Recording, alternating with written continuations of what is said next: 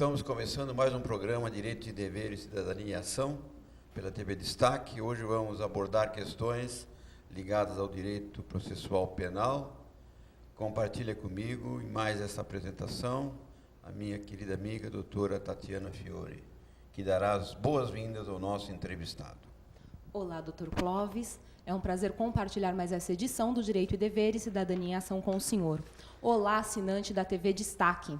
Hoje, compartilha conosco, esclarecendo dúvidas sobre o processo penal na fase inquisitorial e as alterações do Código de Processo Penal com a Lei 11.719 de 2008 e as prisões penais com a Lei 12.403 de 2012, o professor doutor Cristiano Medina da Rocha. Ele que é sócio fundador do escritório de advocacia Medina e Reis Advogados Associados, advogado criminalista, atuante nas áreas do Tribunal do Júri, Penal, Tributário e Empresarial. É especialista e licenciado em Direito Constitucional pela Escola Superior de Direito Constitucional, com ênfase em Direito Penal e Processo Penal Constitucional, e mestrando em Direito Penal Constitucional na Pontifícia Universidade Católica, PUC de São Paulo. É professor de processo penal nos cursos preparatórios para concursos públicos Marcato, aos alunos presenciais e telepresenciais, que é veiculado para todo o território nacional, e também na Unimesp-FIG, do qual foi meu professor. É presidente da Comissão dos Acadêmicos de Direito da OAB de Guarulhos e no Magistério Superior já exerceu a Cátedra de Direito Internacional Público e Privado, Direito Romano, História do Direito, Direito Penal, Direito Constitucional, Processo Penal e Antropologia Jurídica. Seja bem-vindo, doutor Cristiano. Muito obrigado, Tatiane. Muito obrigado, doutor Clóvis. É uma honra estar aqui participando deste programa. Eu quero mandar um abraço para todos os telespectadores deste programa que muito tem esclarecido a nossa sociedade, em especial para os meus alunos e ex-alunos. Muito bem. Doutor Cristiano, vamos então a algumas questões para que o telespectador possa entender como é que funciona essa fase inquisitorial no processo penal. Por gentileza, esclarece para nós qual é a finalidade do inquérito policial no Brasil, quem é que toma a iniciativa, quem é que preside esse inquérito e quem é que pode auxiliar nas investigações para que o inquérito seja concluído. Doutor Clóvis, o inquérito policial no Brasil, o delegado de polícia, ele atua numa fase pré-processual, porque, na verdade, não existe ainda uma acusação formalizada.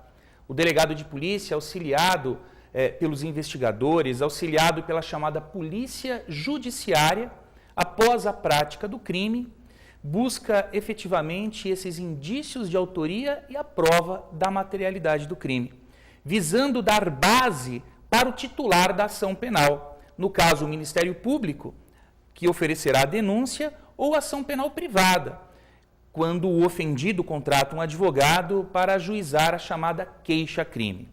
O inquérito ele é dispensável, desde que exista a base para a ação penal. Me diga uma coisa, só para esclarecer e tirar uma dúvida do telespectador. O advogado acompanha o acusado, aquele que está em fase de ser ainda indiciado ou é desnecessário? Ele pode requerer alguma diligência, alguma coisa nessa primeira fase ou não? Então, é muito importante deixar claro que o advogado, por mais que não exista essa ampla defesa, não exista o contraditório, o advogado ele pode sim acompanhar o seu cliente nessa fase pré-processual. Poderá sim requerer diligências. Diligências essas que serão ou não deferidas pelo delegado de polícia. Então, tanto o investigado quanto a própria vítima podem requerer diligências ao delegado de polícia. Doutor Cristiano, você comenta então que essa fase é pré-processual. Então nós poderíamos dizer que é uma fase administrativa, ou estou errada? E se for, correto dizer uma fase administrativa, quais as atribuições então dessa polícia administrativa e judiciária do Brasil? A polícia administrativa, ela faz um policiamento preventivo, um policiamento ostensivo. Então, a polícia administrativa ela visa evitar a prática do crime. Na falha da polícia administrativa, começa a atuar uma outra modalidade de polícia, que é a chamada polícia judiciária. Então, a título de exemplo, a polícia militar, ela faz um policiamento ostensivo e preventivo, ela visa evitar a prática do crime. E na falha da polícia militar, ocorrendo efetivamente o crime, o delegado de polícia ele instaura um inquérito e aí começa a atuar uma outra modalidade de polícia, que é a chamada polícia judiciária. As modalidades de polícia no nosso país, elas estão reguladas no artigo 144 da nossa Constituição Federal.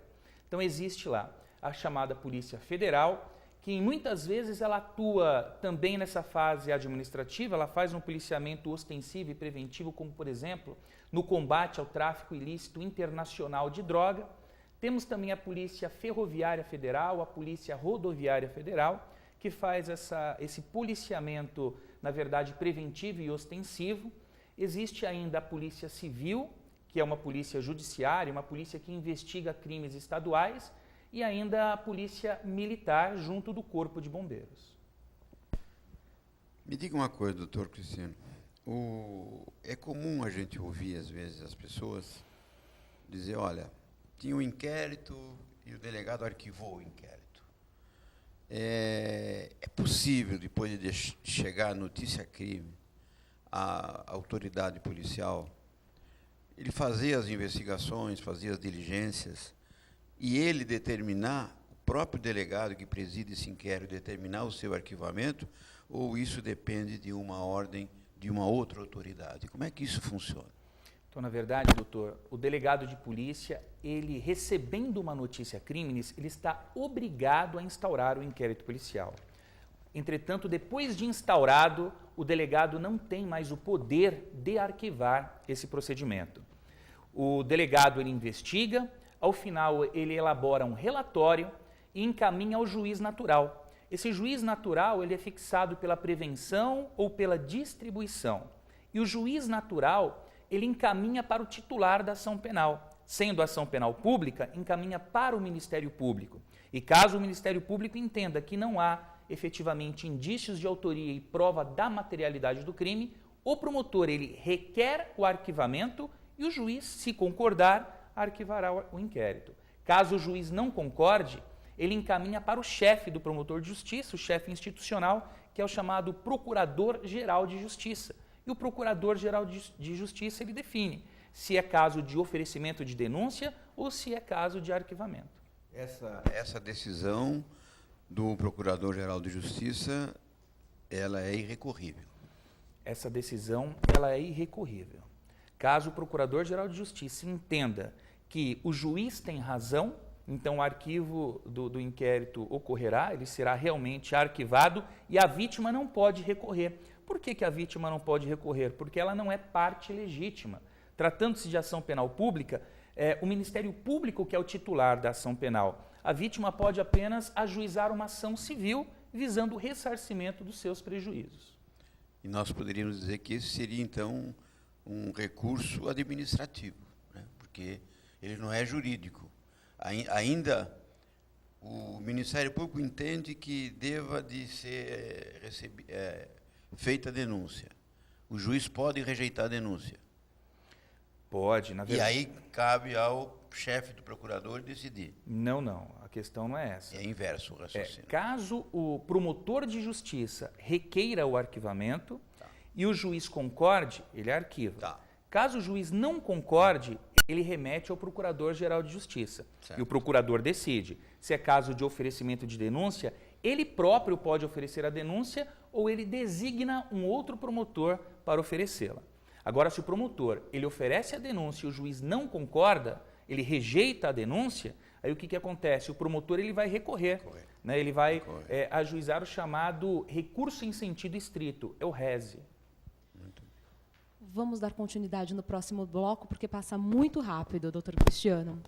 Então, nós vamos a um breve intervalo. Nós lembramos que o programa é repetido às sextas-feiras, às 7h30 da manhã, ao sábado, às 21h30 e domingo, às 22 horas. Você também pode sugerir temas encaminhando um e-mail para direitoedeveres@oabguarulhos.org.br. Nós voltamos já.